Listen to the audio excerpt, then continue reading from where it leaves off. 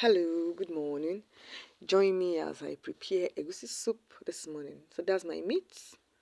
This is my fish. So my meat is on the fire. So I'll debone my fish while my meat gets boiled.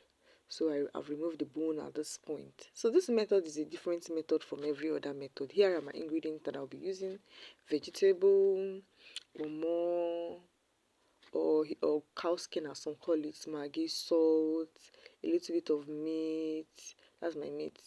And I'm using fish, and I'm also going to use fish meat stock, and then so that's it. So the first thing you do is you put your water on the fire, and as you put your water on the fire, you allow it to boil before you add your onions. Then you add your salt, and then you add a little bit of maggi to it.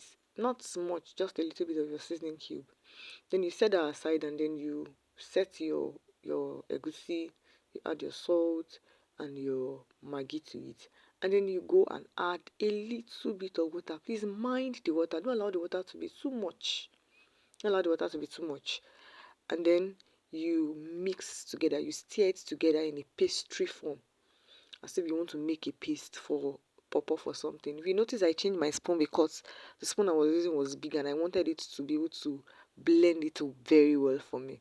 So after blending, you make sure that after blending it together, you make sure that it is at this point very thick, in such a way that you can be able to put it back on the fire. So from here, I want to start putting it in the fire because the water is already boiled, and then I'll start putting it on the fire as if I want to put pop off small. Why? Because I want it to be lumpy when it's coming out. I don't want it to be scattered. Of course, it's eventually going to be scattered, but I want it to still give me that a little bit of lump that I desire from my egusi soup. So add it little by little, little by little until you are done with it. After which you cover the pot, and you can always rinse your pot, your plate and the egusi inside the water, but please avoid allowing the water to be too much because it can affect the food, so it can affect the form for it to come out very well.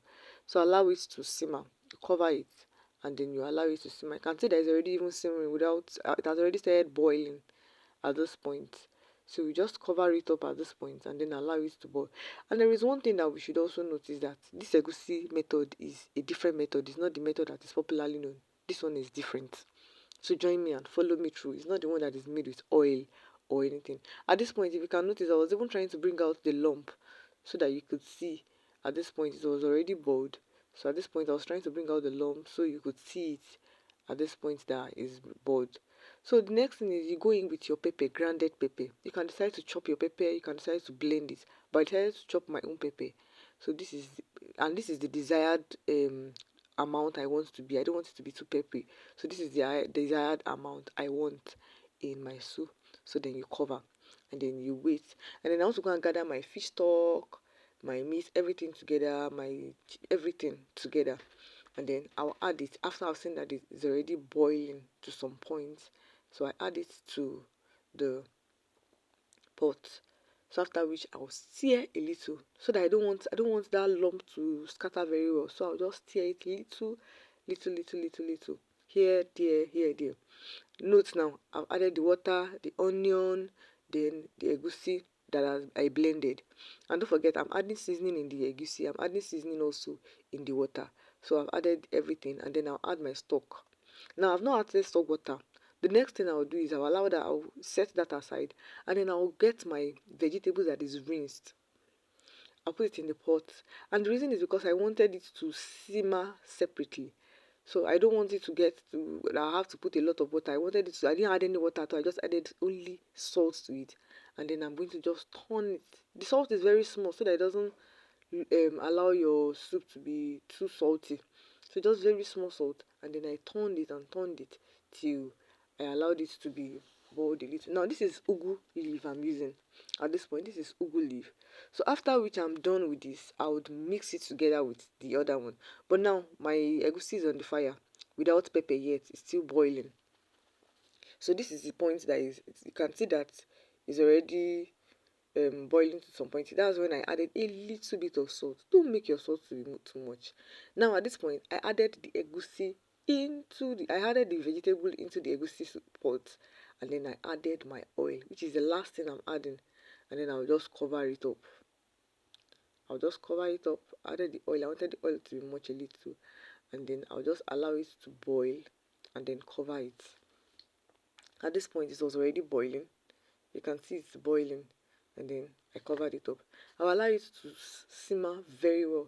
If you are the person that you don't like your oil and you don't like when oil is smelling in soup, I can tell you that you can be rest assured that it's not going to give you any odor at all. So here is it. After I was done, I wanted it to go with eba, and then or garlic flakes as you call it, the mold, gari mold. So I wanted this to go with gari mold or cassava flake mold, whichever one. And then this is the outcome of my egusi soup. So join me as we go yum it together.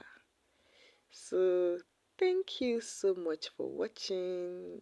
Don't forget to click on the like, share, and then tell your friends about this new method you just learned. You can try it and tell me in the comment section too.